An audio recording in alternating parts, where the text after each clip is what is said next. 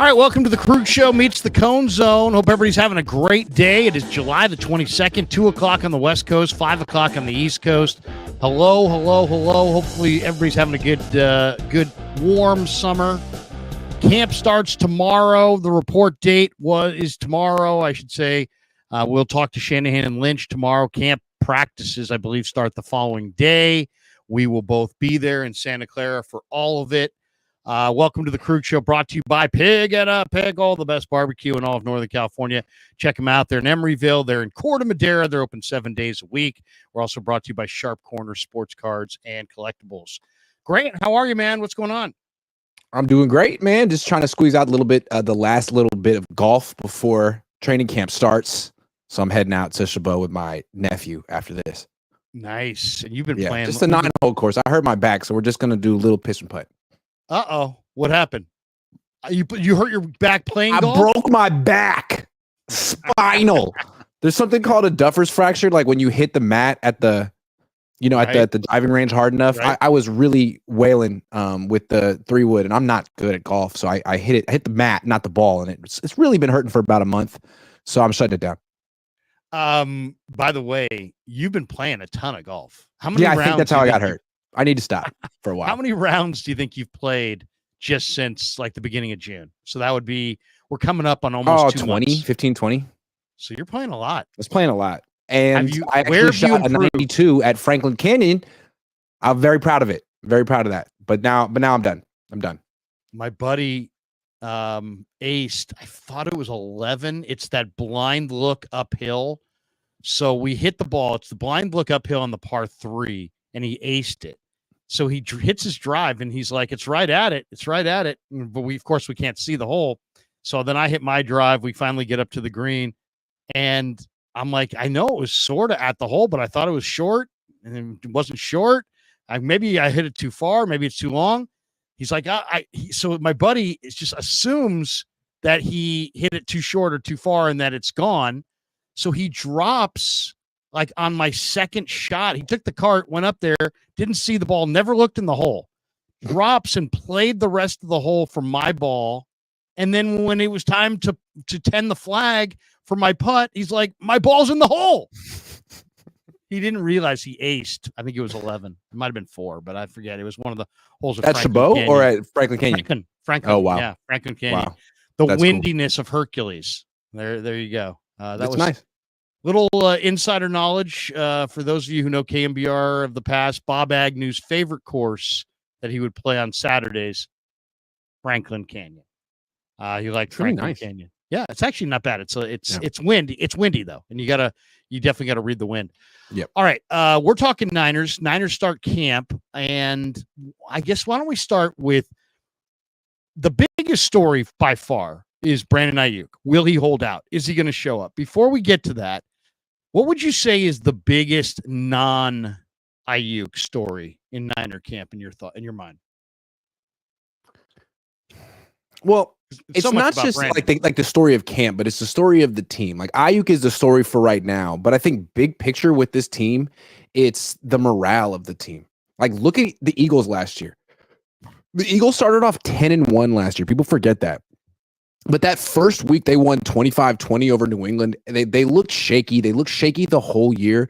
You could kind of see like that was a team with the glass jaw. Then they got knocked out that one time by the Niners, and their entire season fell apart. So I'm curious, like small picture is like, what's up with Aiyuk? How's Ricky Pearsall doing? I love all the small picture stuff. It's important for training camp. But like, I also want to keep in mind, this team just lost the Super Bowl again. Yep. Like, what does that look like? What does that do to them? What do you think? I mean, we've both been around this team for years. They've gotten really, really close to that 6th Lombardi. They missed it with Harbaugh. They missed it in Miami against Kansas City. They missed it this year in Vegas against Kansas City. They lost out on the NFC Championship game to the Rams. They did the same thing to the Eagles. They've gotten really close. They're almost used to falling short of their goal at this point. What do you think from afar the mindset of the team's going to be coming into this one? I want to see it. I mean, how do they look at Kyle? They look in the same way. It's year 8. A lot of times messaging wears off after this. I mean, Seifert got fired after 8 years. Walsh was done after 10. So is he the same type of motivator?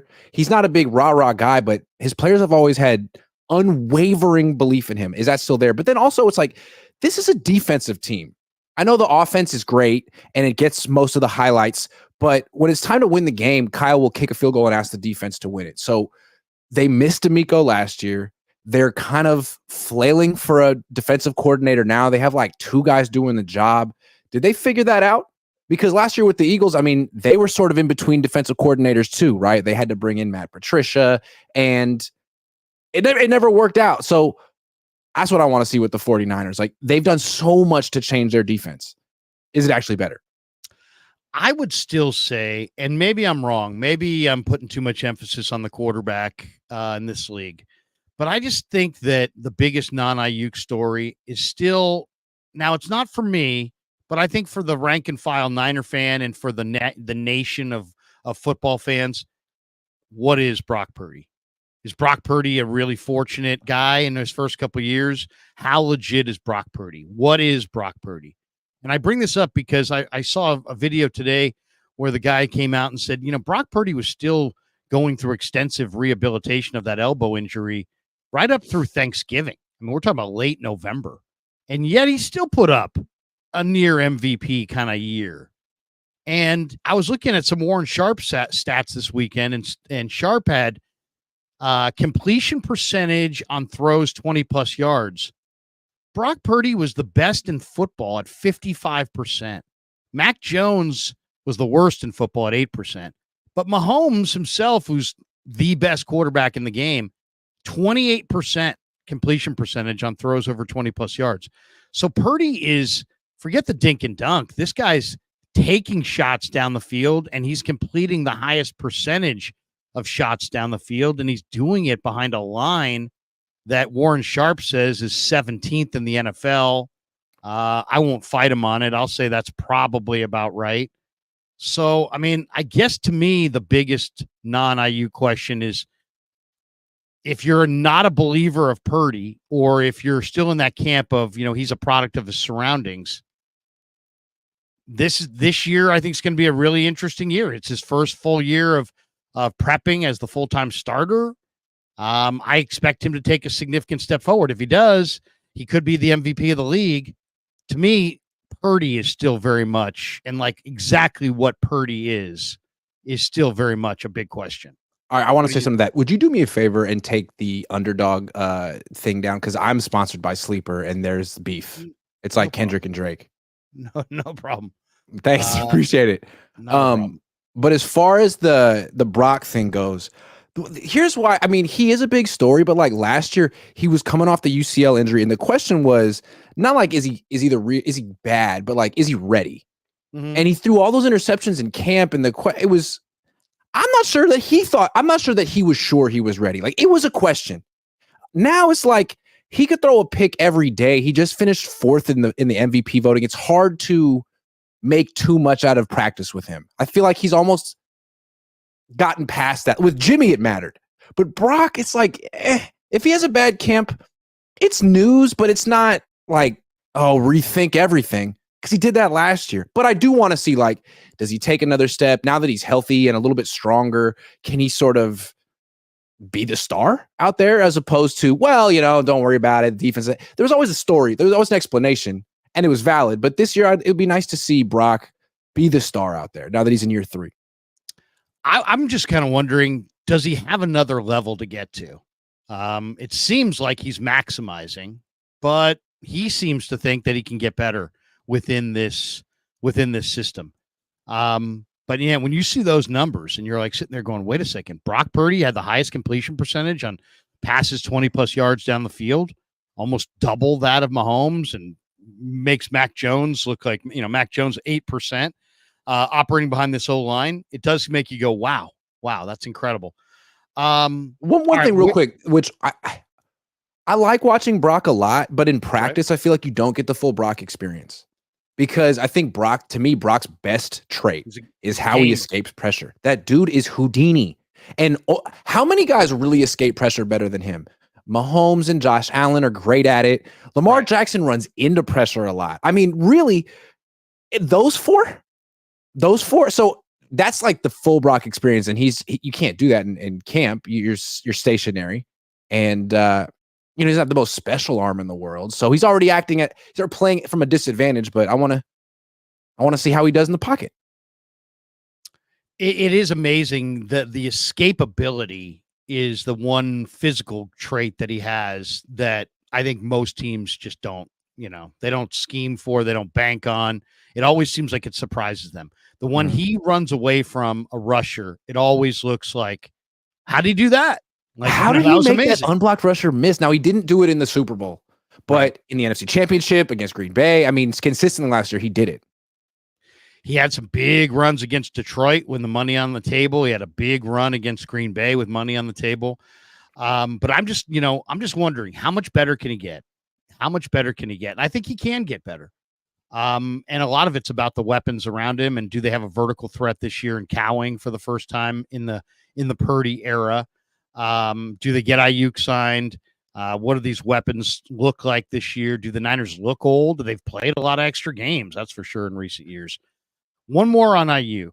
Hold on real quick with Purdy before we go to Aiyuk. Yeah. He's reaching a really critical point in his career where he's started for about a year and a half and he's been in a Super Bowl. So like Jimmy had the same exact career as Purdy up until now.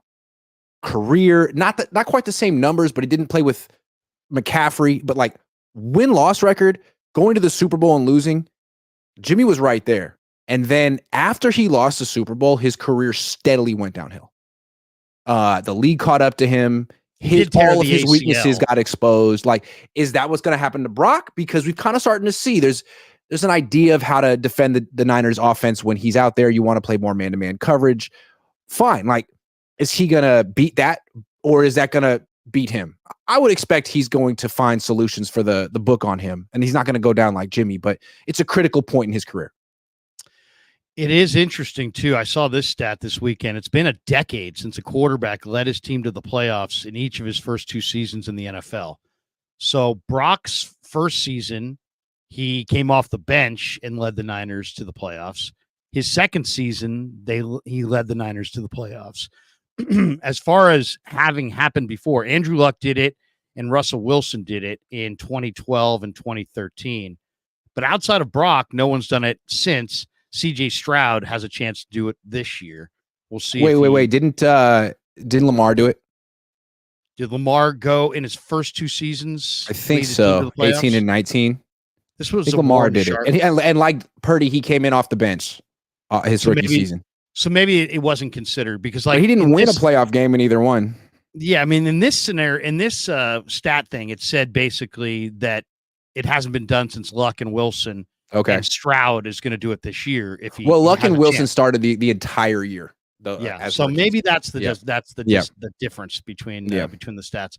But still, that's pretty impressive stuff, regardless of what caliber of team big time you're on. Okay, the Aiyuk thing. All right, he's not signed. Is he going to hold out? Is he going to be there tomorrow, or is he going to be there when they have the first practices, or is he going to hold out?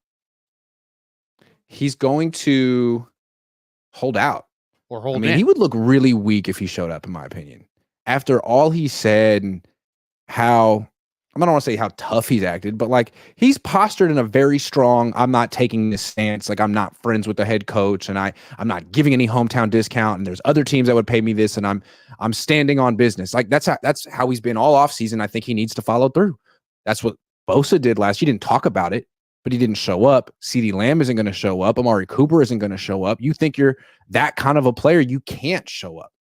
Now, maybe the Niners tomorrow make Brandon Aiyuk an offer of $28 million a year for 3, 4, 5 years, and he says, great, thanks, and it's over. But barring that, I don't think he shows up.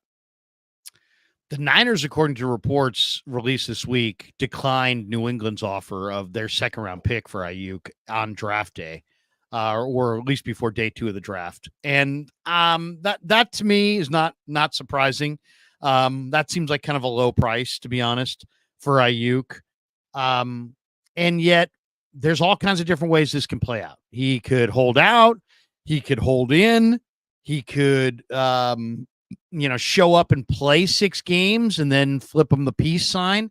He needs to play 6 games for the league, for the year to accrue.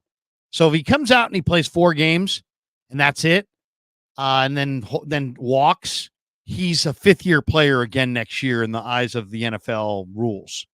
If he plays 6 games, he's a 6-year player and then could be franchise tagged by the Niners in that 6th year. But that's the designation. So what do you think? How's this going to play out? Do you think he holds out? And to me, if I'm being asked how's this going to go, I think he's going to hold out, and then or he's going to hold out or hold in. And I think within 3 or 4 weeks, they'll give him a deal. If by chance, though, they're really dug in, they're not going to give him a deal, and he holds out, and he's headed towards, I'm not showing up until week 11, I think before week 11, they trade him. That's how I see it going. I don't think they're going to just sit there with their thumbs up their ass, letting this guy sit out in the middle of their Super Bowl year and get nothing out of the player and not trade him. I understand that we don't want to trade him. Okay, you don't want to trade him. But what if he holds out and he's not going to show up till week 11 and he's going to basically ruin your Super Bowl chances, or at least hurt your Super Bowl chances? You're still going to play this super tough guy game of chicken of, we're going to bite off our nose to spite our face. We're not going to trade him. We're not going to get back compensation. We're not going to pay him. And he's going to sit out till, week 11. Let's go step by step. It's been reported, Aiyuk said, that they haven't negotiated with him since May. Right. So they made an initial offer, and that's that. And it's been reported that it's $26 million. So do you think the 49ers will increase their offer of $26 million per year? I do. I think they Okay. should, and I think they will. Okay, I would agree with that. I think they will too. Though. So what are they freaking waiting for? Do it now. Why would you want him to miss any training camp? You saw what happened to Bosa last year. He missed all of training camp. You thought it would be fine. It wasn't fine. The defense suffered. He suffered. Why would you want to run that back? Make the next offer today. I don't get that. So assuming they make the offer, I think he'd probably accept it. $28 million a year seems fair.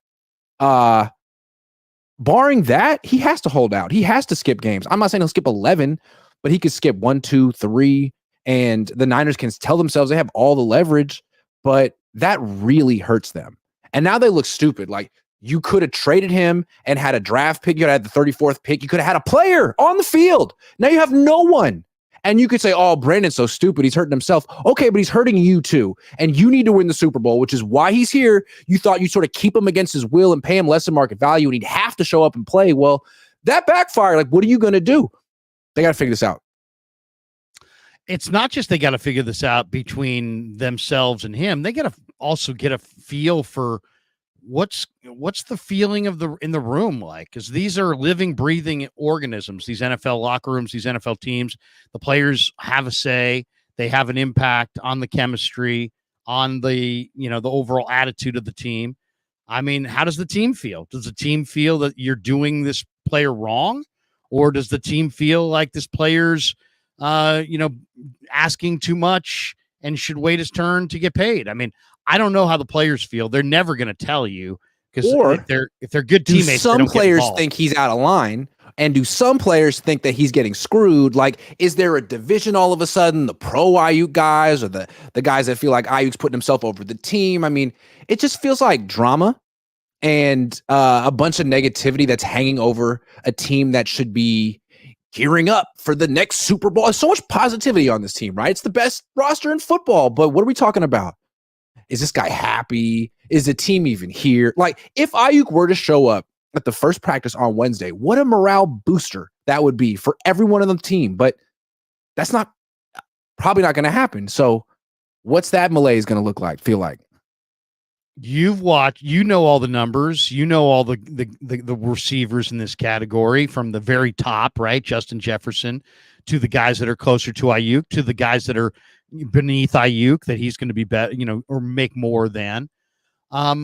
Is your opinion that the Niners should pay him what he's asking for, Or is your opinion that the 49ers should hold strong and say, hey, we hold all the leverage and we'll pay him what we want to pay him? I mean, I would have traded him to New England for 34. Hey, man, you want a lot of money? Go enjoy Foxborough. Go enjoy last place in the AFC East and make all the money you want. We're going to take 34 and package that with 31, move up to 13, 14, and take our left tackle of the future, who's going to start it right. That's what I would have done, but that's in the past.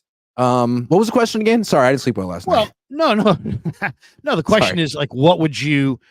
Are the Niners in the right to not pay him? Yeah, no, okay. Is he in the right when he's asking for? If they want to say, look, man, you're not a true number one wide receiver. You're not. You're a high level number two. Like, they could argue that he's only had one special season. Okay, well, Jalen Waddle just got $28 million a year from Miami, and he's a high level number two. So it seems like that $26 million a year offer isn't gonna cut it, and you gotta offer 28. And I think they probably will, and it should get done. But if Aiyuk says no to 28, then he's lost. He lost me. I'm sorry, lost me. I'm there with you. Here's the stats that I can't get out of my head, and this is why I think they should pay him. He's been a good soldier. He's not a guy who holds court at his locker every game, going, "Hey, I only got the ball this many times. What the hell? What the hell?" That's not him, and he's not a guy that when you're running the ball, at the highest rate in the NFL. It's not like this guy's like, throw me the damn ball. I'm not even gonna cinch up my gloves. I'm not even gonna go full bore. This guy blocks down the field with a vengeance. He blocks like his life depends on it. And he doesn't jog when he's not getting the ball. Sorry to take a shot at the other wide receiver, but Aiyuk really doesn't do that, or hasn't. No, there's no Cadillac in his game. So then I looked at two stats, and to me, these are very revealing stats. The 49ers, since they traded for Christian McCaffrey, throw the ball at the 32nd rate in the NFL. In other words, nobody throws the ball less since the Niners signed or traded for Christian McCaffrey. The other stat that's also just absolutely jumps off the page, the 49ers are in 2023 were 28th out of 32 teams in pace of play. They play a slow, deliberate pace. They run the ball a lot, the most. And they almost never go hurry up with Brock for whatever reason. They do not do that. Grant, you and I talked about this. I don't even know that they even have a hurry up anymore. I mean, I've seen them do it with Sam Darnold, which makes me wonder what Kyle's issue is with Brock. Man, I don't understand that one. But it's almost like they don't practice it. Yeah, they never practice it, and they really don't, and they rarely use it. So if you're operating at the slowest pace among the slowest paces in all of football, and you're running the ball at the lowest rate or the highest rate in all of football, so you're passing the ball at the lowest rate in all of football, and you have a receiver that in 106 targets wound up with a 1,300-yard season, don't you just shouldn't you just be thrilled that you have the receiver that absolutely fits everything that you do and pay him handsomely? I think his numbers have been suppressed about three different ways here. He's suppressed because they run the hell out of it. He's suppressed because they play super slow. And he's suppressed because he plays on an offense that has like 9 different weapons. So, I mean, there's reasons that his numbers are suppressed. And then you're going to confront him with his numbers and say, we're not paying you because your numbers aren't the same as these other guys' numbers. That seems disingenuous. Look, before the draft, I said, I don't think they should pay him. It's a lot of money. They don't throw the ball that much. Trade him. That would have been fine before the draft. Now, I don't see how you do it now. Unless they can figure out something like, okay, we'll trade him for a comparable receiver who makes less. We'll trade him for Devontae Adams. Like, great. Okay, you could do that, then wonderful. But I don't think you're going to do that. So what are you really doing? You really thought that you could get Brandon, you could have option 3. Just make Brandon Aiyuk play for less. Like, okay, well, he's not going to be happy. He's going to hold out. That's going to hurt your team. This doesn't seem like the best option. This doesn't seem like the best option at all. And then, and we don't even know, but it's very likely that there's going to be some players that see his side of this. And that means there could be a division of the team down the middle. And there could be 20 guys in the room who think that you're being cheap and should pay Aiyuk. And you might have 25 guys who think that Aiyuk's a diva. That's right. And either way, that's not good for your football team to have 25 guys thinking he's a diva and 25 guys thinking you're cheap.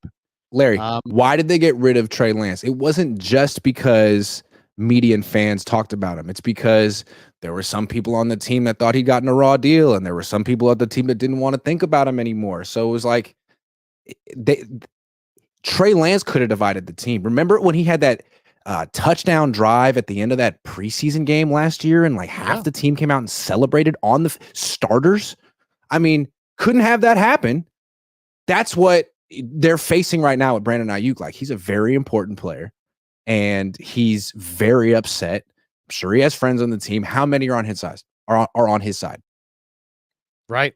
And then the other thing, and this would be a factor in my mind, is what is Jacob Cowing and Ricky Pearsall looking like?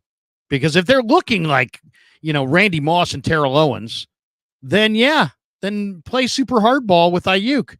But since one guy's got the blue jersey, Pearsall, and hasn't taken a hit all summer, all spring, who knows? And I kind of question whether or not he can take hits.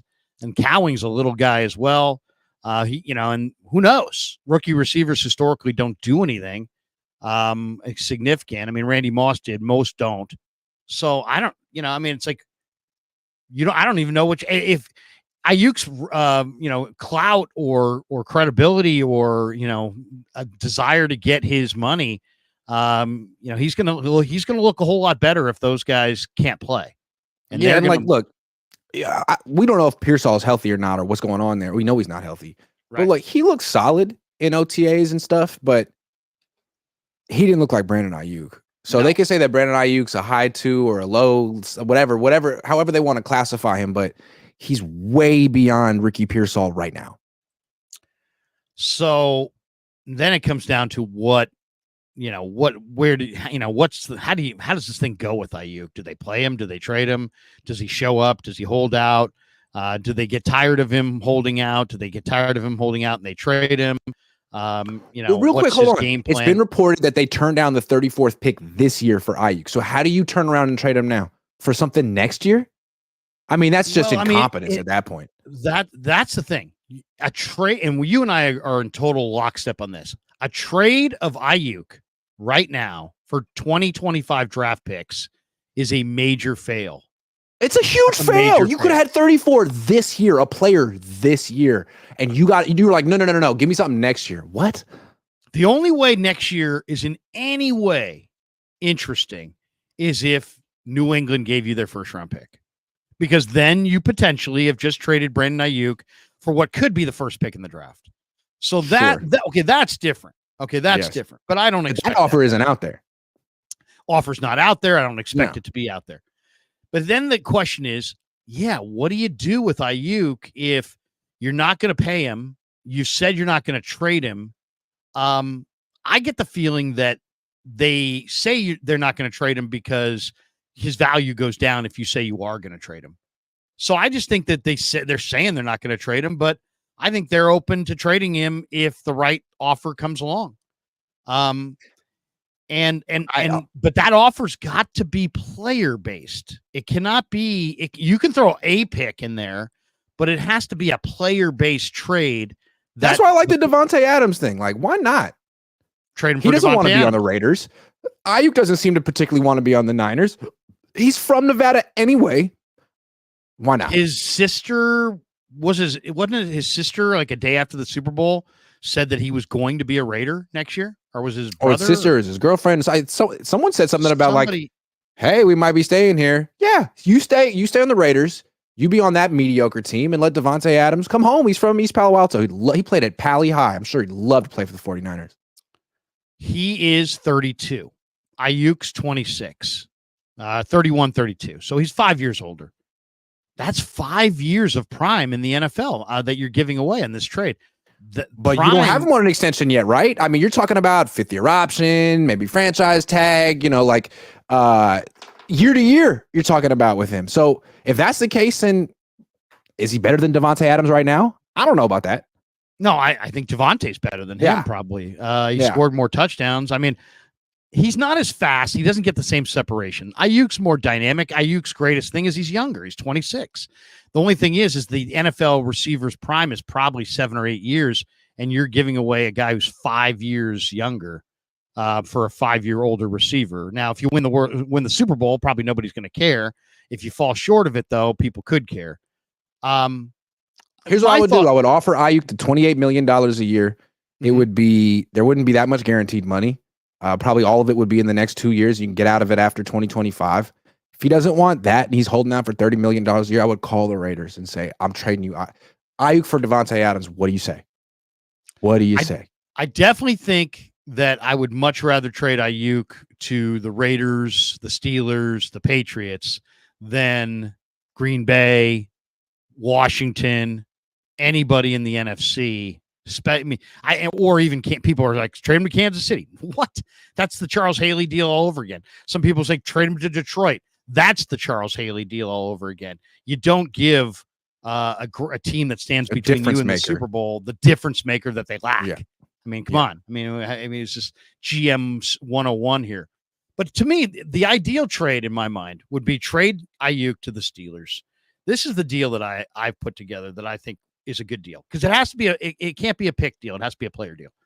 So you trade Aiyuk to the Steelers with Josh Dobbs and Cam Latu, who's probably not going to make your team, for their rookie linebacker Peyton Wilson, Justin Fields, and Darnell Washington, and a conditional mid-round pick based on how Aiyuk plays. And in this deal, you're getting a better backup quarterback than Dobbs or Allen. You're getting a big blocking tight end to replace the fact that Charlie Warner just jumped to the Falcons in free agency. And you're getting in Peyton Wilson a damn good linebacker who could step in and replace Dre Greenlaw this year while he's out, who could be a fantastic player. And if you're going to trade a great young 26-year-old Aiyuk, I don't think it's anything wrong by saying, hey, I want a great young player in return. What do you think? This way you get a better backup quarterback, you get a better blocking tight end, you get a defensive piece to replace Greenlaw. You don't really need a receiver. I mean, you got all these other receivers. What do you think of that trade? It seems a little unrealistic. I mean, you don't often see multiplayer deals like that. Also, like, did the Niners necessarily get better? A rookie linebacker, a backup quarterback, and a backup tight end? The way I look at it is the way the Niners have positioned themselves is it's all about this year. I mean, yeah, like they have a future, but the way they're approaching this year is they have to have the best team possible this year because they're going to win the Super Bowl. So if they can't take a single step back, that's why I like the Aiyuk for Adams, because you could argue that they get better in that trade. Now, they don't get better long term. Absolutely not. They don't get better long term, but that's not really supposed to matter. They'll deal with that after they win the Super Bowl this year. But if they get Davante Adams, they just might win the Super Bowl this year. So that's a trade you could sell. I'll tell you the other, if I could grow that trade, because I do think Aiyuk's worth more than Davante. If I could get Michael Mayer, the Notre Dame tight end, I would absolutely do. If I could get Mayer and Davante for Aiyuk, I would do it. I like that. Let's hit a couple supers here. We got Dale who says, Brock is the reason we can get to the Super Bowl with the O-line that we have. The stats for protection and no sacks are because of Brock. Well, the lack of sacks, the fact that the Niners, allowed the 6th fewest sacks, yeah, that has a lot to do with Brock's escapability. Razaki says, Kirkland Costco brand sparkling water is better than LaCroix. Taste and price. Try it. 35-pack for about $12. Also, leave the gate open for Larry when you leave practice. You didn't last year. There's so many. Last year, I was trying to do those like reports walking off. Those are against the rules now. Are they? They're against the rules. It's called the Grant. And they're all, it's the Grant rule. They're all over me. They're like, Grant, you can't do that. I'm like, oh, why? Oh, because there's a rule. Oh, because you just decided I can't do it anymore. So I have to like walk over to the building and they're like watching me. When did the rule get enacted? Good question. Because you did this at minicamp. It was a rookie minicamp. I could do it. OTAs 2 weeks later, it was suddenly against the rules. It's like, oh, funny thing. And it's like when they say it's against the rules, like, who made the rule? You made the rule. What are you talking about? It's against the rules. All right, fine. Whatever. You ought to do something to create a new rule, like maybe walk on your hands or Do they hate me enough, Larry. No, but I want to go to Costco. I want to get Costco brand sparkling water, Costco brand golf balls, and Costco brand white teas are the best in the business. Got to go to Costco. This is Larry Krueger for Kirkland brand water. This is the only water that I drink. We got to see you can get that first. I love that. Larry Krueger for Costco. It'd be awesome. I'd love to have Costco as a sponsor. It's a local brand. Be amazing. Well, Kirkland, Washington, not too local, but regional. Okay. Joseph Stockbridge, what up, Vato Locos? Could you see Jed trading Shanny after Purdy gets paid if Andy Reid is on the market? What would you get for Shanahan? Well, what did the Raiders get for Gruden? 2 1s, 2 2s. Why do I know that? I don't think could you get 2 1s and 2 2s for a coach today? Maybe. If Kyle Shanahan got into a hot rhythm and won a couple Super Bowls, I think with the number of teams that are kind of copying his offense, he probably could get 2 1s, 2 2s. You wouldn't trade him in that case, but like, let's say Purdy gets paid and they still don't win a Super Bowl, and Purdy's starting to get beat up a little bit because they never invest in the offensive line, and they're still like 30 overtime rules. Yeah, and they're still like 32nd in the league in passing, and they still won't let him go hurry up or set his own protections. And there starts to be a little bit of friction because Brock will tell exactly how he feels, and now he's gotten paid. And after a game, he's like, "Yeah, it'd be nice if the coach would let me be in charge of or something." Yeah, I could see Jed eventually being like, you know what, this marriage isn't working, and I'm sticking with Brock. So Kyle, it's been 13 years, and you still haven't won a Super Bowl, man. We're trading you. I can see that down the line. Andy Reid had 13 years in Philly. Yeah, 13. If you said to me, does Shanahan get more or less years in San Francisco with 0 rings? I'm going to say he gets more, which would be very frustrating. He gets less. I think Brock Purdy puts pressure on him. If they feel that he's a legit franchise quarterback and they still can't get the Super Bowl, all of a sudden people will be like, well, maybe another coach could do better with this quarterback. Because his system is very run oriented, and they really don't invest in pass protection. That could be an issue when the quarterback's making $65 million a year. It's not an issue now in Jed's eyes, but if he gets hurt and the guy who gave up the sack is freaking Spencer Burford or Colton McKivitz, that could be an issue. I'm telling you right now, Brock goes down this year, 49ers are not going to win any games. They're not winning with Dobbs. They're not winning with Allen. I like Mordecai, but I won't even say that they're winning with Mordecai. Well, if they get Justin Fields, all bets are off. Well, maybe they can get Trey Lance back. Fields, how about that? Fields with his 4.4 speed, and Kyle is the offensive play caller, and all these weapons, gotta think could do something. They could do something. This offense, but I can't see them going that direction. Ricky Williams says package Brandon Aiyuk with picks for Devontae Adams in their first. Yeah, if they would do it. If I'm the Raiders, that's another team. If the Raiders offer their first, don't let them off the line, because their first is probably going to be in the top 10 for sure. For sure. It seems to me that if they get Devontae Adams, they would be the betting favorite to win the Super Bowl.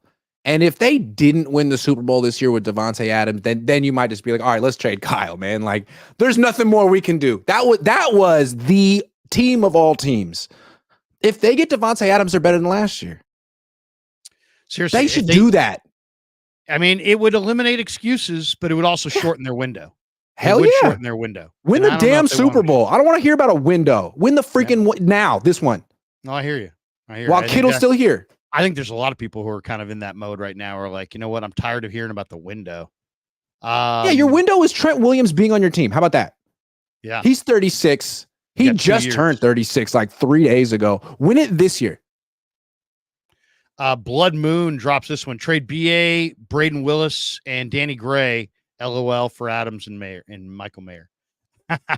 I'm sure the Raiders are dying for Danny Gray. If Al Davis feels like more of like an NBA trade than an NFL trade. I don't know why NFL they don't have like multiplayer trades like that very often, but it's usually there should be. It would make the league more exciting, but they usually don't do that. They don't. Anytime you're talking about, somebody threw out 3-way trades. When was the last 3-way trade? They should spice it up. Spice it up. Let me see some trades. A couple more topics here. With camp opening, the position battles come to the forefront. What do you think? I mean, this is what I got down on paper. Number 2 quarterback between Dobbs, Allen, and Mordecai. Number 6 running back between Garendo, Schrader, and Mason. 6 wide receiver between Conley, Ronnie Bell, Tay Martin. Right guard, Pooney, Feliciano, Burford. Maybe center, Brendel, Nugent, Zakel, Kingston, Ben Barch. Free safety, Mustafa Hufanga. Hufanga's not ready. Renardo Green. Maybe 6 corner, Luter, Womack, Yadam, Ambry. What's the position battle or two that you think is really going to be worth watching this summer? Well, it's for a starting job, so weak side linebacker. It's hard sometimes to judge that position without tackling because their job is to knife through the hole and hit the running back and bring him down. But that's the most important battle. Because if D. Winters ends up being Dre Greenlaw 2.0, the Niners are in a great spot. But if he struggles and Devondre Campbell is washed, the Niners are in trouble because they couldn't stop the run last year with Greenlaw. So that linebacker spot, if either of us, anyone there, can judge a linebacker without full collision, that'll be great. The fans will need to know that. I love Graham. He looked great in the preseason, but he didn't play in the regular season. Fred Warner said Winters has had a great offseason, so we'll see. The best of anyone on the team. That's what he said. So let's see it. But the linebacker thing is huge because you're right. If Devondre Campbell and D. Winters and Graham and these guys can step up and play great, then they don't miss Greenlaw and they're off and running. But if Greenlaw is going to be gone till December and Campbell can't replace him and those other young guys aren't ready, and now you've lost your number 1 linebacker against the run, I think. And you weren't great against the run last year. The run D could be a major problem. So that's what I'm looking at. One thing we saw too, like, I guess it's not something to really look at too closely in training camp, but just big picture this year, Fred Warner. Fred Warner is considered the best linebacker in football. He might be a little overrated. Like, he's great in coverage. Right. Great. But against the run, I mean, it's not his natural position. He played nickel, outside linebacker, say something outside the box in college. And I think the reason he's been so successful against the run, play behind Eric Armstead or Armstead and Buckner, and you're going to be clean most of the time. Last year, Armstead was out. Hargrave is a non-factor against the run. He was getting blocked more by offensive linemen. As a result, he was missing a lot of tackles. And he was not as big of a factor against the run. So he has something to prove this year, especially with Greenlaw out. No question.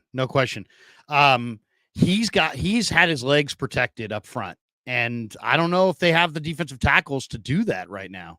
That's going to be interesting to see. I think defensive tackle overall could be an interesting spot to just see how this whole thing shakes out. It pains me to praise Eric Armstead because he tried so hard to get my credential pulled, but he was good at run defense when he played. You saw he's inactive right now for well, yeah, I mean, it's to be expected. Still coming back off that injury. He may never be anything ever again, but when he was healthy, he was really helpful for this team. Pretty cold, by the way the Niners kind of yanked his sheets. Pretty cold. Yeah, I didn't shed a tear. I agree with it because there's no room for sentimentality in personnel evaluation.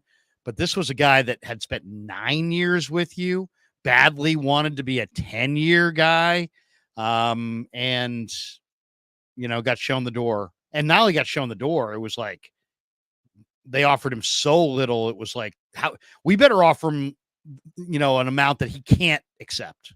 Well, maybe we're seeing why the way Armstead made it seems like, okay, such a slap in the face. Yeah, but what if you miss the first half of the season? Like, what if your timetable for recovery is you'll be back in November, maybe, and that's something you haven't said publicly? In that case, I completely understand what the Niners are coming from. Like, oh, you're going to be ready for the playoffs? All right, well, we'll pay you for that. But it seems like Jacksonville is willing to pay him for whatever. And their coach, Doug Peterson, already said, like, you need some guys who, reinforcements for the playoffs. Like, man, good luck making the playoffs. First of all, we'll see. I don't know about that whole Eric Armstead thing, but yeah, Warner without Greenlaw and Armstead has a lot to prove. That's a big one. That's a big one for sure. How good is Malik Collins is a big part of this year for the Niners.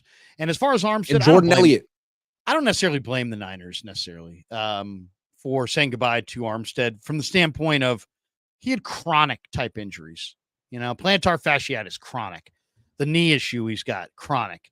He wasn't going to be healthier. So, and he's still going to be paid a lot. And you want to talk about the number one way you lose in the NFL, have a bunch of guys making a bunch of cash who don't get on the field. That's how you lose in the NFL. So they avoided that. They made the right call with Armstead. Yeah, they made the right call. How about Juszczyk? Juszczyk this week, some tough talk about Lynch. And, Lynch told him, hey, I didn't get a warning late in my career and this and that. And he's just like, don't tell me stories, John. Tell me what you're offering me.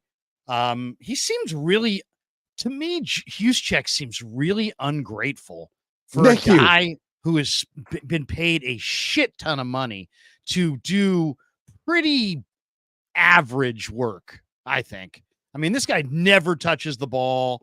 Is he a dominating lead blocker? No. He's a receiving fullback, jack of all trades. He's a Swiss Army knife, but the guy's been paid like a pillar, like a foundation piece.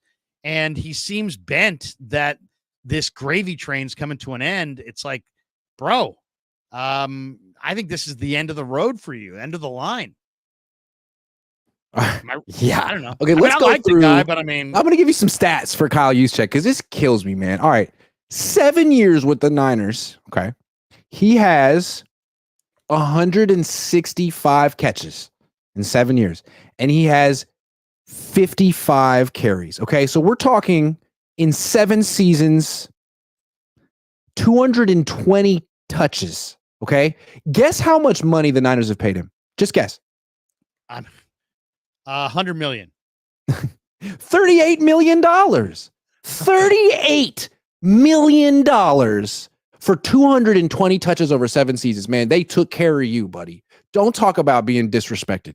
You're the most overpaid player in the league in franchise history.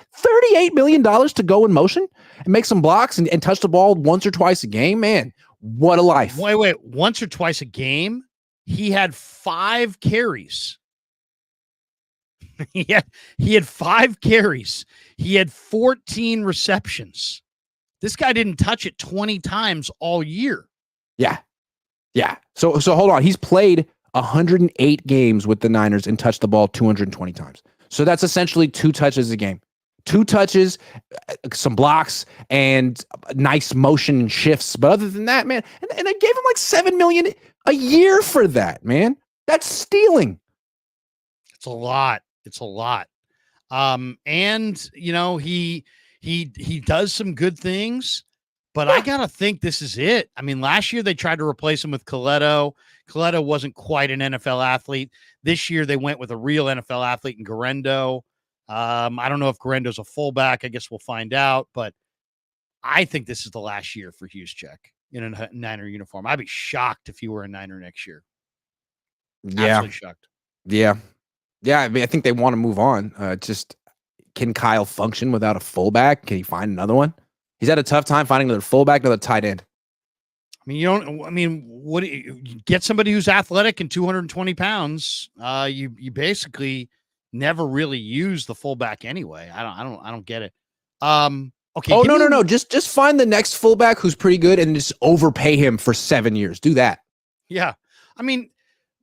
It just seems like there aren't a lot of fullbacks in the game. There's only probably 7 or 8 teams that even use a fullback. Could you name another fullback in the league?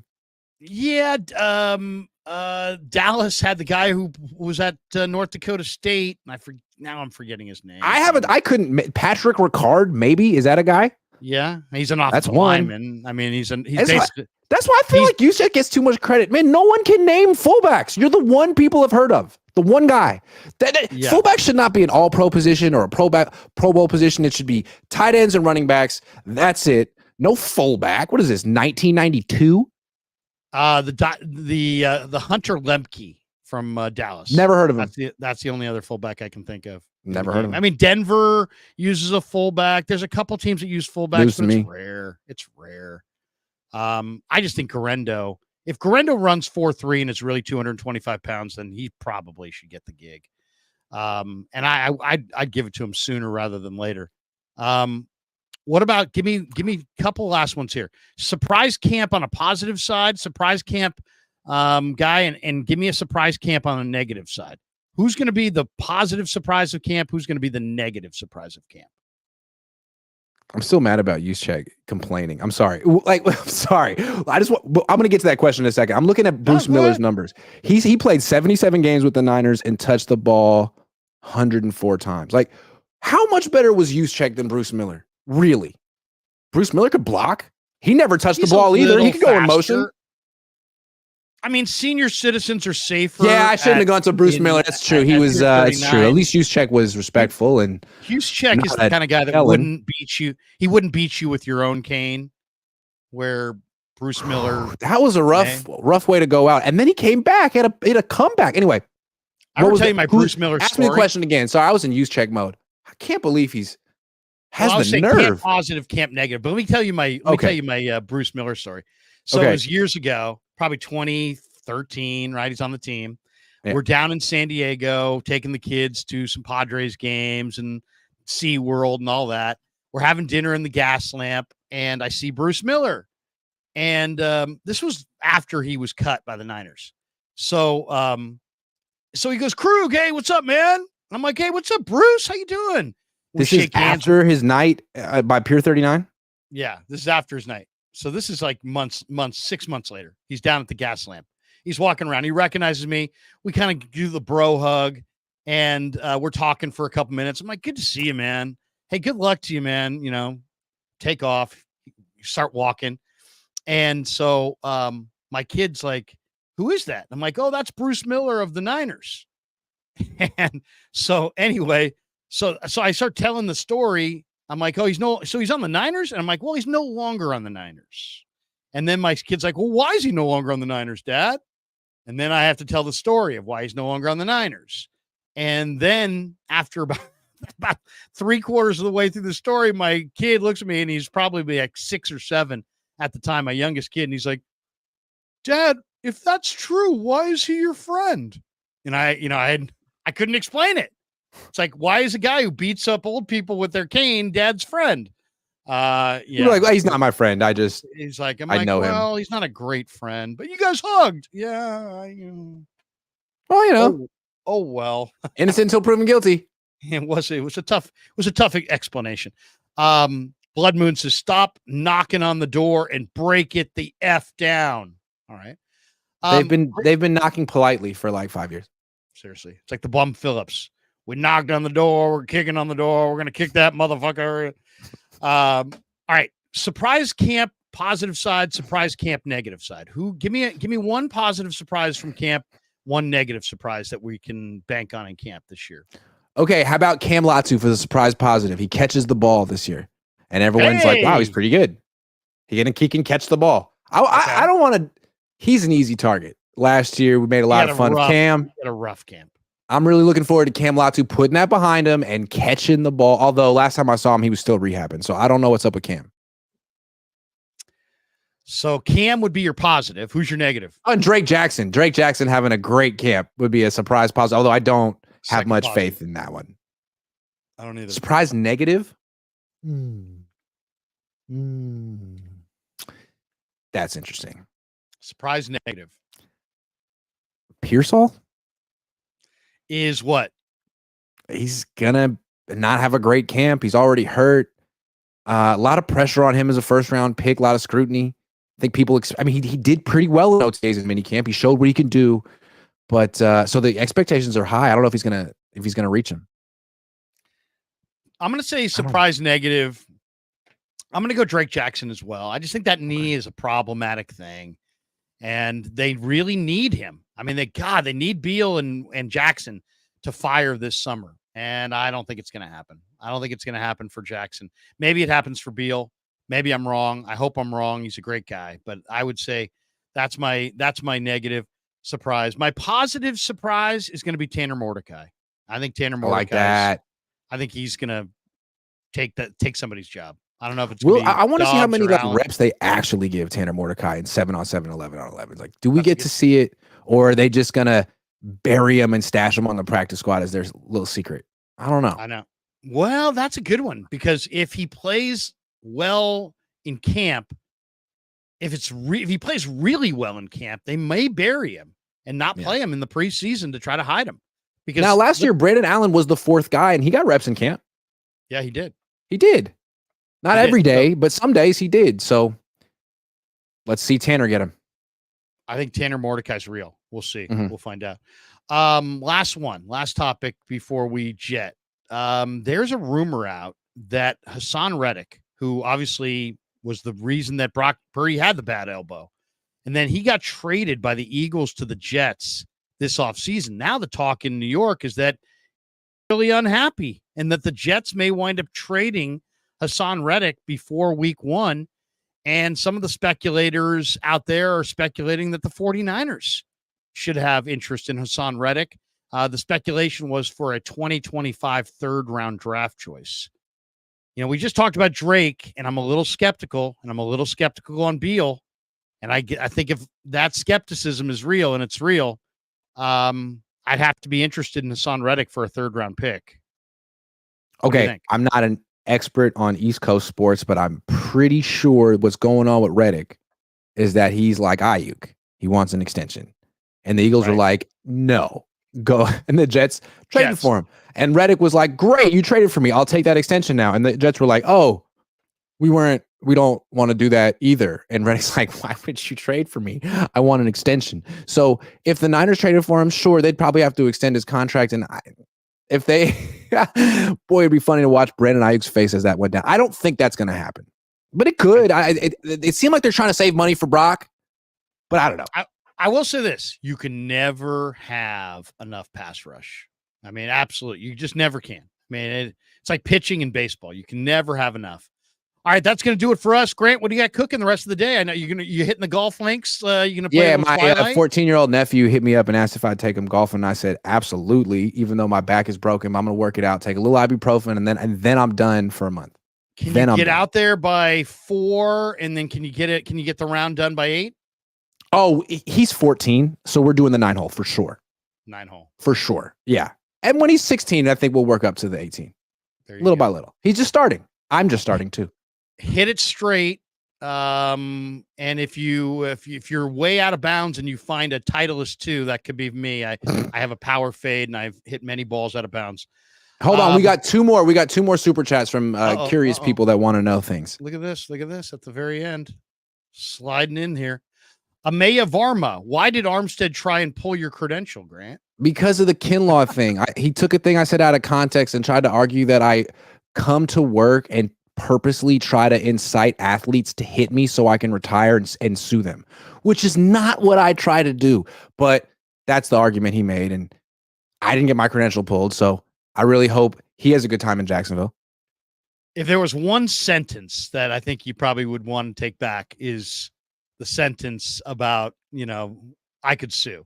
Yeah, it was more like a hypothetical, like I wouldn't do it, but like the question was, were you scared of Kinlaw? And I was like, no, because there were witnesses, and if he hit me, like he kind of knows, and I kind of know that it's like, and he's like, you want him to hit you? Like, no, I don't want Javon Kinlaw to hit me. It was premeditated. I don't want that to happen. Premeditated. That's not my goal. Yeah. And Batman 29 says, BA, Bolden, or Crabtree, which one is the best? In their prime, I'll take Bolden. I like Bolden. I'm a Bolden man myself. Oh man, the most talented one is BA, but Bolden beat the Niners in the Super Bowl. Bolden didn't run routes; he just ran into people, and people would bounce off him. It was incredible. He was great, borderline Hall of Famer. He was the number 1 option on a Super Bowl winning team. You got to give him that. I'll give Bolden this. On the same day that Bolden won the Super Bowl for the Ravens, Crabtree lost the Super Bowl for the Niners. Bolden kicked ass in that Super Bowl, and Crabtree didn't. Do you remember the near sack by Ahmad Brooks that flushed Flacco to the sideline, and then he just threw up a prayer, and Bolden came on like 3rd and 15? Yeah, came down and Bolden brought it down on Carlos Rogers' face. Yeah, I mean that was Chris incredible. Culliver. Might have been Chris Culliver. Okay, yeah. All those corners got destroyed in that game. Destroyed. Absolutely destroyed. All right, that's going to do it for us. Thanks to Grant. Thanks to all you guys. Thanks to Pig in a Pickle. See you next time. We'll be down at camp starting tomorrow. Peace. Yeah, never met a man I've been scared of. Careful, you gon' get exactly what you asked for.